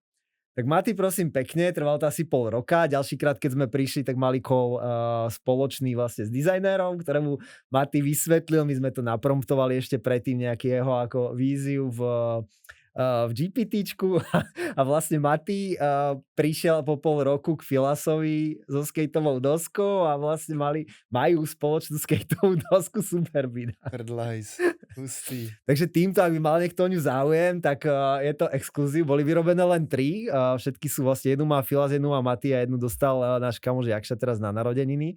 Ale ďalšiu edíciu, keby mal niekto záujem, tak mi dajte vedieť a Superbeat mít vlastní skate, tak to je snad sen každýho kluka. To bol môj sen do 36 rokov. Přesně tak. No a Masakr. A ešte vtipné, že vlastne, ak sme spovedali toho Diana, tak raz Mati takto bol so mnou na spote a Dian mu práve, bolo tam veľké biele plátno a dal mu do ruky propisku, čiernu fixu a vraví, že tu mi napíš tieto slova, tieto vety. A tým, že Mati vlastne ešte len teraz začal chodiť do školy, ale ako písať vie, už dávnejšie, ale niektoré písmena píše naopak a podobné, tak vlastne bolo to takéto detské, fakt Picassovské písmo, také dadaistické. A napísal mu všetky tie nápisy, ja neviem, Metallica a podobné, že proste úplne akože random veci. No a to normálne vyšlo ako Lil Mati T, ako dizajn Live Sport, no.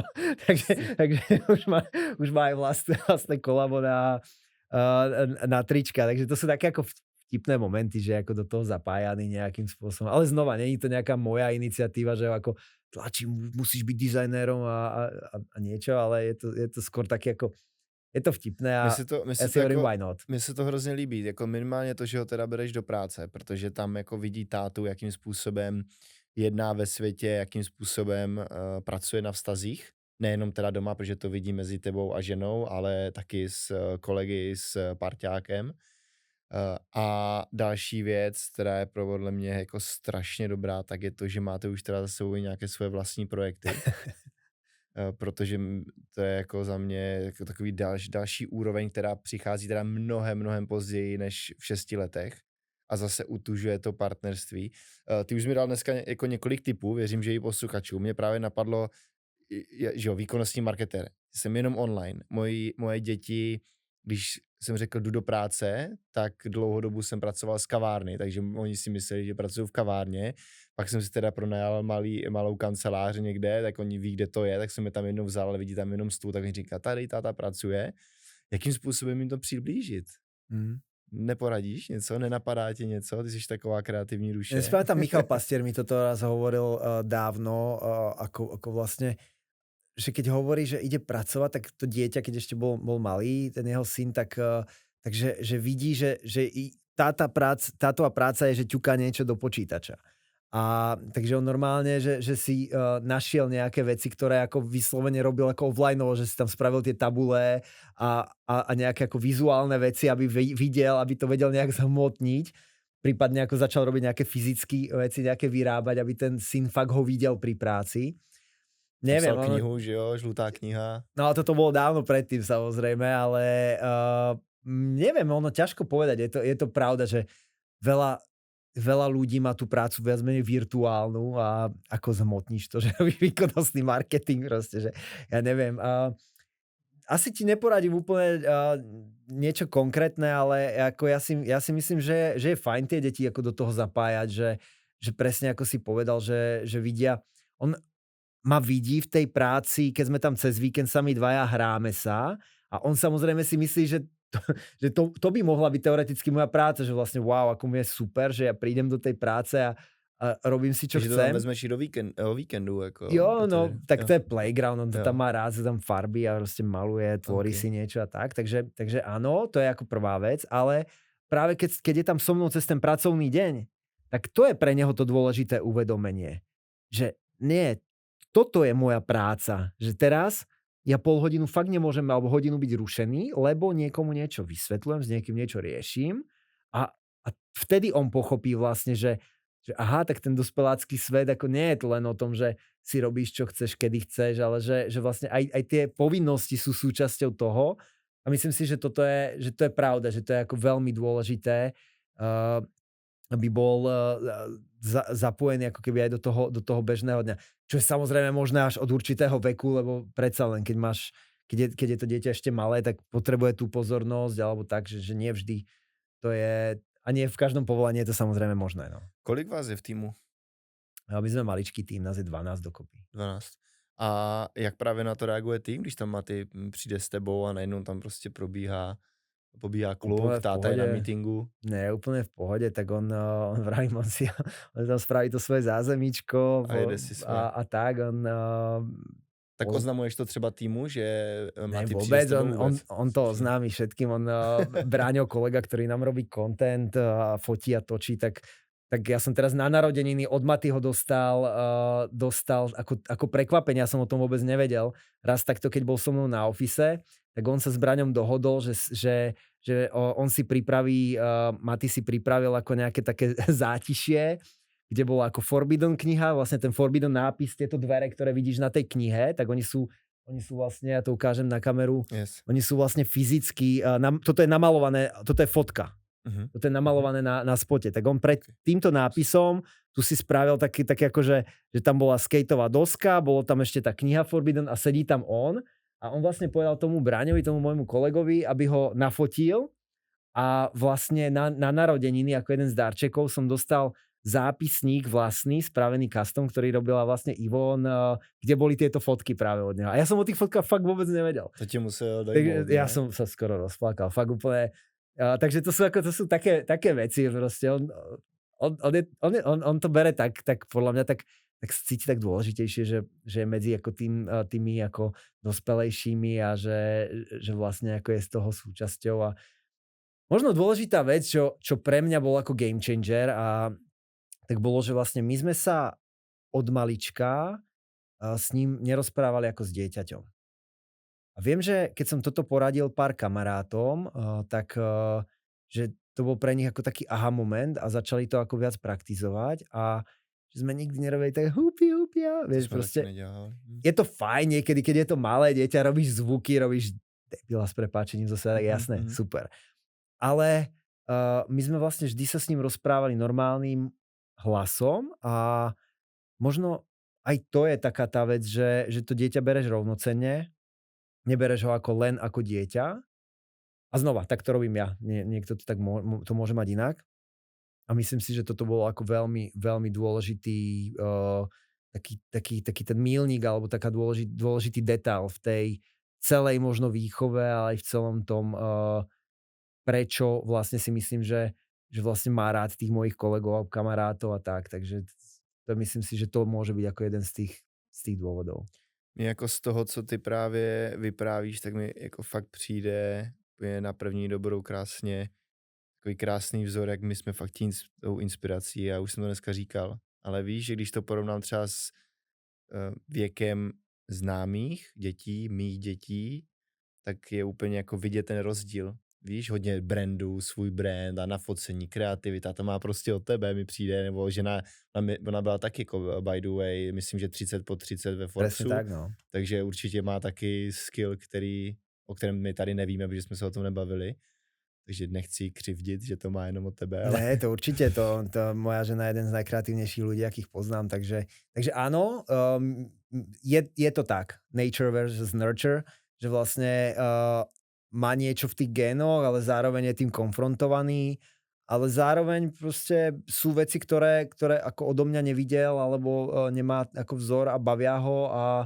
a podporujem ho v nich. Takže skôr je to fakt o tom dávať ten playground tomu dieťaťu a vlastne kde si nájde to svoje hlavné pieskovisko, tak Má podpořit. by malo byť na ňom. My máme děti, že jo, já mám Viu, ta má 4 roky, Tobiáš má 5, bude mít za chvilku 6, takže stejný věk. Já si myslím, že právě to zapojování těch dětí do toho povolání, do koníčku je strašně důležité potom i v tom hlavně v tom teenagerském věku a v pubertě, protože ne všichni právě, jak už si říkal, mají možnost v té práci si pozvat ty děti, když jsou ještě malé, protože přece jenom se pořád potřebuješ trošku dohlížet, nebo aspoň možná říct kolegům, hele, dohlídni mi zatím, co mám meeting, ale až jsou starší, už tam můžou někde sednout, číst si knížku, už třeba můžeš jim dát nějaký úkol, kdyby chtěli. Jenom se zeptám, tvůj společník má děti? Nie. Nemá. Jak ten reaguje, nebo jak ten to vnímá, že třeba nejsi už dostupný all day long, že kdysi, jak jsi mi říkal, tak víkendy, svátky pro tebe neexistovaly, asi all in práci, byl to tvůj jako velký koníček a teďka najednou tam máš Matyho, se kterým chceš trávit čas, víkendy. Ono v tom, tým, že sme porástli aj ako biznis dospelí, skôr by som povedal, tak vlastne to nie je až také výrazné, ako by to bolo kedysi, pretože v tej dobe strašne veľa tých vecí bolo vyslovene naviazaných ako na moju exekutívu, na moju hlavu, na moje ruky. A tým, že vlastne ten tým je super a veľa z tých vecí ani o nich nemusím vedieť a ten tým spraví lepšie než ja, tak to je ako jedna z vecí, ale nemyslím si, že by v nejakých ohľadoch som to mal tak, že by bolo, že kvôli tomu, že som tátou, tak to ako tým trpí môj biznis. To zaklopem, nemyslím si, že je nejaká taká situácia. Jasné, že keď je dieťa malé a vlastne snažíš sa s ním byť, pomáhať aj tej žene a tak je to možno, tam to trošku zasahuje viacej. Ale tak vieš, potom ako náhle je dieťa v škole, škôlke, tak to nie je, že som ako cez deň doma a normálne fungujem. Takže a tie víkendy, tak to je pre mňa je to fakt dosť sveté, čo sa týka ako rodiny. Znova sú víkendy, kedy cestujem kvôli buď pracovne alebo tak, alebo máme nejaký event, alebo máme nejakú aktivitu. Ale znova, to sú skôr výnimky a snažím sa fakt aby tie víkendy boli ako hodne rodinné, ale zároveň tým, že si business owner, tak vlastne never not working. Takže vlastne tá tvoja hlava, hlavne s Dianom, prípadne ešte s nejakými ďalšími členmi týmu na niektorých konkrétnych veciach, tá hlava ti šrotuje. Takže rovno to hodíš do toho WhatsAppu alebo niekde, kde vlastne sa o tých veciach bavíš a nie je to zase také, že teraz nesmiem nič pracovné, ani náhodu na dovolenke, vôbec. To je môj život, to je súčasť toho, kto som, je moja práca, je môj brand, moje projekty a nemám to úplne tak, že teraz ne, v žiadnom prípade, lebo jasné, sú znova tie detoxy, prepáč, ale nemám to také, že striktne, že ono, dosť sa mi to zlieva a ten lifestyle som si tak prispôsobil, že, jak som tomu povedal, že vytvoril som si svet, v ktorom ma baví žiť a tvoriť. A len do neho mi pribudol ako ďalší ako super element a to je dieťa. Já to mám právě taky tak, že jako pořád na něčím přemýšlím, ale pak si právě říkám, a to je možná nějaký ten vzorec od rodičů, nebo a nevím odkud, ale že bych neměl pracovat. No možno by A si pak víš, nemal? kde je taková ta hranice, jako mezi tím, že už seš workoholik, nejsi, že tě to baví, nebaví, víš, že každý se to musí najít Možno by sám. si nemal, možno by si naopak mal dať all in, možno pracuješ málo, ja neviem. Tak, jo. To je právě ten úhel pohledu a proto jsem se ptal, jestli třeba tvůj společník ty děti má nebo nemá, protože u mě třeba nemá a já konkrétně mám někdy problém s tím, že se porovnávám, říkám, a tak Dan teďka sedí na Národní ve vývorku, je sobota, maká na novém projektu, který máme a já v uvozovkách, teď to bude znít blbě, ale prostě jdu na dětské hřiště si hrát s dětma. Jo, někdy občas mi to tam jako prolítne ta myšlenka a teď si říkám, víš, FOMO versus, co je důležitý. A pracuji s tím líp, ale vím, že na začátku to bylo někdy náročný. Tak Chápem jestli ty ses nesetkal někdy s tím. Chápem a samozrejme viem o viacerých ako biznisoch, kde toto vlastne jeden druhému vyčítali priamo, nepriamo a podobne, kde vlastne tie biznisy na tom aj padli. Dva ma takto na prvú dobrú napadajú. Môžeš zmeniť? Nie. Okay. Ale vlastne fakt je to prípad od prípadu. Proste ako to máte nastavené, ste partneri z nejakého dôvodu, takže on vie tú tvoju silu, ty vieš jeho silu. To isté u nás s Dianom a on vie, že tie moje veci, ktoré sú ako keby to moje pieskovisko, tak vie, že bez ohľadu na to, kedy, tak budú alebo sa hýbu a sa dejú. A ja zase viem to isté o ňom. A neviem, máme to ako dosť prirodzené, nikdy sme to neriešili nejak procesne alebo nejak. A znova zaklopem, lebo nie je to skôr výnimočné než bežné, ale asi je to fakt prípad od prípadu. A pak je to nějaké asi důvěře teda mezi tím společníkem a komunikaci. Presne tak. Já ti položím asi otázku, kterou pokládám každému hostovi. A to je, co je pro tebe nejtěžší na skloubení otcovství a práce? Najťažšie? Mhm. Poviem možno, čo bolo, nie ani tak, čo je. A v určitom momente, hlavne keď sa dieťa narodí, tak väčšina chlapov v mojom okolí, ktorí sa stali otcami, tak v podstate sa dostali do tej istej situácie, že ty vlastne ako chlap, tak trošku ako sa od teba očakáva, že sa o tú rodinu staráš, takže vlastne si, možno to ani není ten tlak okolia, ale ten tlak v svojej hlave, ktorý si dávaš, že zamakať a že o to viacej, takže paradoxne sa snažíš, keď sa ti narodí to dieťa, makať ešte viacej. Keď odídeš z tej práce, tak zas chceš odľahčiť tú ženu a dať tých 100% tej rodine alebo tomu dieťaťu a tomu otcovstvu. A strašne tam chýba ten tretí aspekt, ktorý tam je dôležitý, a to si ty. A mne sa to prvé rok a pol až 2 roky možno stalo dosť intenzívne, že pre mňa to bolo all in práca a all in rodina. Strašne som, vlastne ja som ako keby neexistoval, keď to preženiem trošku, a vyslovene ma Ivon niekde posielala, že choď na deň preč, alebo choďte niekam, že vypni, alebo ako o seba sa trošku človek má viac starať. A bolo to pre mňa ako veľmi zásadné, pretože ma dohnali nejaké zdravotné problémy, mal som nejaké zápaly a proste veci, ktoré som dovtedy vôbec nemal, a človek ako seba v podstate dáva úplne na stranu, tak či už v tom cvičení, či už práve to otužovanie a ten biohacking mi v tom vtedy hodne pomohol, pretože tam som našiel ten balans a tam som proste dokázal si vlastne ten čas, i keď krátky, ako na seba nájsť. A takže možno toto bolo pre mňa veľmi ťažké, že sa vlastne, je to veľmi podobné, ako čo si teraz povedal s tým tvojim spoločníkom, že vlastne ty si potom uvedomíš, že ja si tu cvičím a tá žena chúďa teraz trpí v podstate, lebo to dieťa je choré a ja si dovolím ísť do sauny. Ale ono to tak nemôže byť. Ty musíš vedieť, že OK, to som ja a ja bez toho, aby som do tej sauny alebo za tú saunu dosať, čo chceš, aby som to nespravil, tak ja bez toho vlastne nedokážem byť ani otcom, ani tým živiteľom rodiny, ani vlastne partnerom. Lebo tá moja hlava nebude fungovať, ak si nezacvičím. A toto bolo pre mňa ako veľmi dôležité zistenie. Ja som, vravím, keď bol Matý malý, tak vlastne mňa to celkom vyhecovalo, že Ja som mal dlhodobé 15 rokov som mal problémy s chrbtom, so zádami, fakt permanentná bolesť v podstate.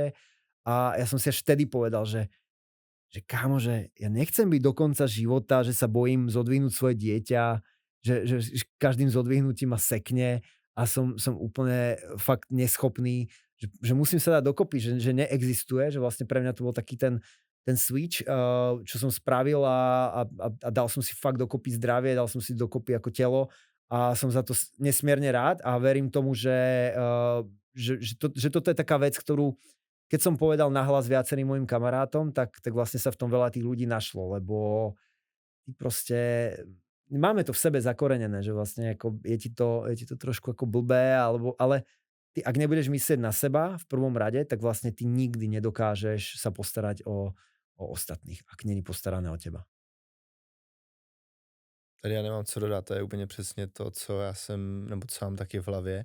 Tam je možná ještě, jako bych doplnil, že teda nejenom to, že ty si dovolíš jít do té sauny, ale i vůbec to, že ty vlastně odcházíš do té práce a kolikrát ta žena to může vnímat tak, že vlastně ty odcházíš a v té práci se cítíš v pohodě, protože doma ti nekřičí No jasné. třeba dítě, záleží samozřejmě, někdo má super dítě, které spí 9 hodin denně a je úplně v cajku nebo jako přes noc a pak spí přes den.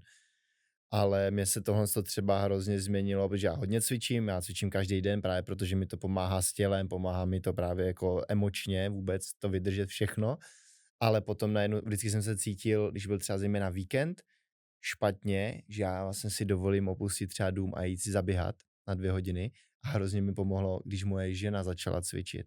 Že najednou my máme takovou tu excuse, hele, ty jdeš cvičit ty, ale až se vrátíš, tak já jdu cvičit, jo.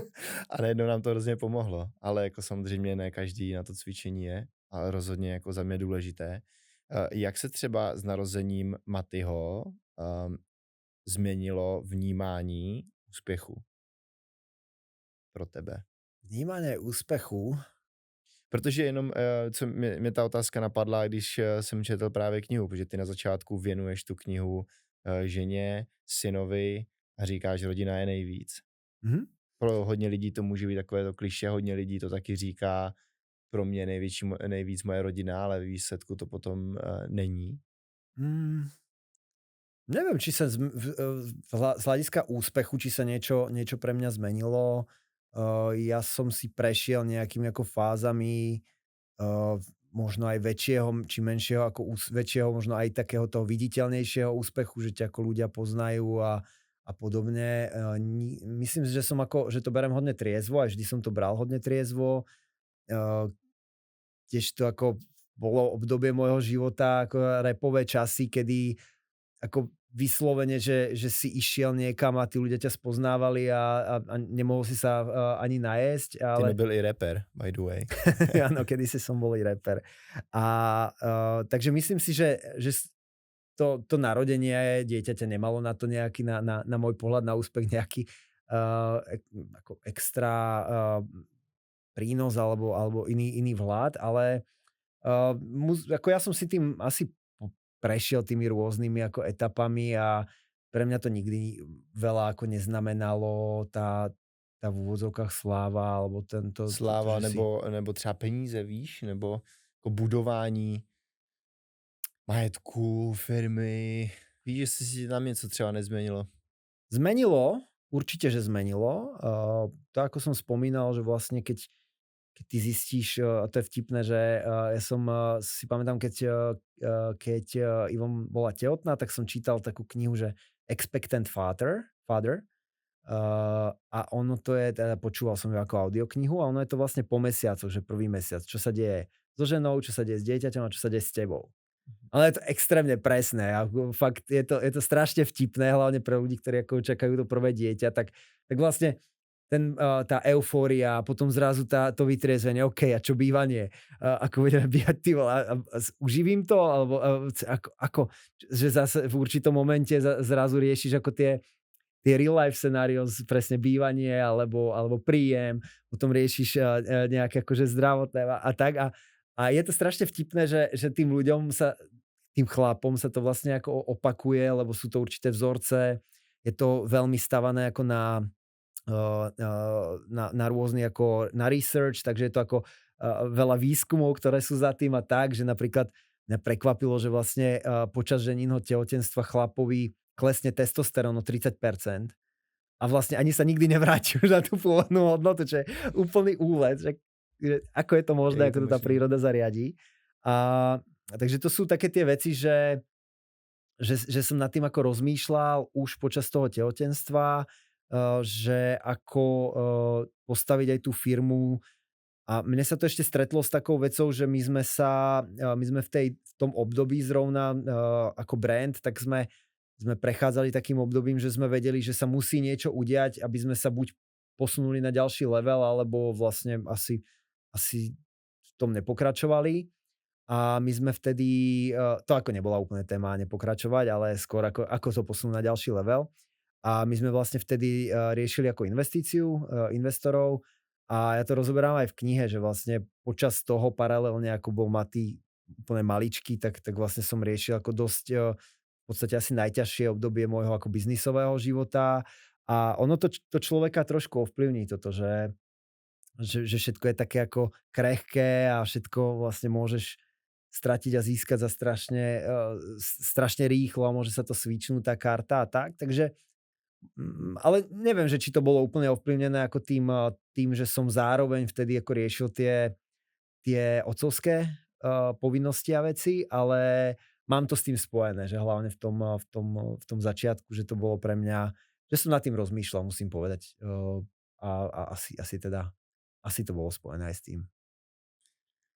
My jsme se dneska bavili o digitálním online světě a mně se líbilo zase z tvého blogu, a to je asi jako poslední věc, o které bych se chtěl pobavit. Ty jsi tam psal, že Simon Sinek, autor, Mhm. people say life is about the journey, not the destination. But with AI, all we focus on is destination. We forget the journey. Je to A tak, ty no. jsi tam napsal, let AI help you, but don't let it steal the journey. Co pro tebe znamená proces a cesta? Milujem, to je najviac. Ja som si to uvedomil, keď to Simon Sinek povedal pri knihe. Že my teraz sme fakt zafokusovaní na ten výsledok, že ako AI ti spraví brutálny digital artwork, spraví ti symfóniu, rap song, ale alebo knihu, napíše ti knihu, ale mňa nespravilo lepším človekom alebo iným človekom, mňa neovplyvnilo to, že som tú knihu vydal, ale že som ju písal.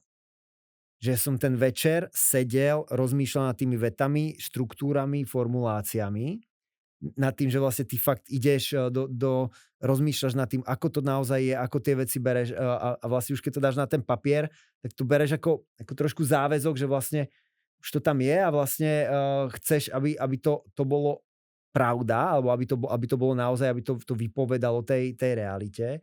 A ten proces pre mňa toho roku, toho, že po tých večeroch som fakt tú knihu a nielen po večeroch písal, tak mi dal oveľa viacej, než keby som ako vydal tú knihu a teraz ako hotový produkt, i keď by bola úplne od slova do slova rovnaká, a teraz ako hotový produkt ju niekomu dal do rúk a aj by sa ich predalo proste milióny kusov. Tak nebolo by to isté. Ale pre mňa osobne ja to mám rád, ono je to fakt to znie ako klišé, ale my sme sa s tým asi aj pri brande, aj pri tom podnikaní, vlastne aj Forbidden Taste, aj Live is Porno, tak sú založené na tom, že nám sa diali fuck-upy, nám sa diali veci, ktoré neovplyvníš, ktoré proste výrobca ti totálne ako všetko pokašle alebo na evente proste tie veci nevídu tak, ako máš naplánované. Ale že vždy v podstate, a to sa snažím preniesť aj na svojho syna, že nie je to o tom výsledku, je to o tom, že nesústreď sa na ten problém, ale hľadaj riešenie. Že vlastne to je môj taká mantra, že mne je jedno, keď za mnou niekto príde s problémom, dobre, popíš mi ho rýchlo, ale povedz mi teraz možné riešenia. Že to je pre mňa a to je presne tá cesta k tomu. A keď si človek tými riešeniami niekoľkými ako keby v živote neprejde, tak vlastne nikdy nebude mať ten výsledok dokonalý. I keď na papieri možno to tak bude vyzerať. Otcovství je cesta. Presne tak. A super, otcovstvo je super.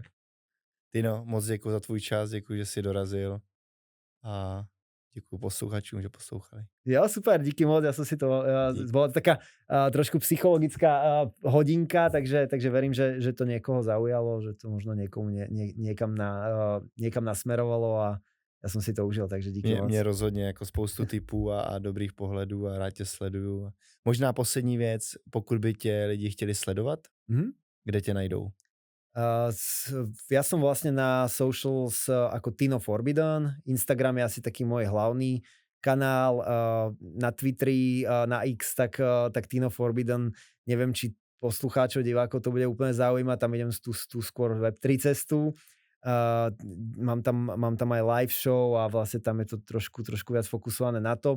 A píšem newsletter, ktorý si niekoľkokrát spomenul, je to Extra Mile newsletter a posielam ho minimálne raz za týždeň a aj v angličtine a myslím si, že ak vás zaujalo to, ako som rozprával, čo som rozprával, tak ten newsletter vás asi bude baviť. Super.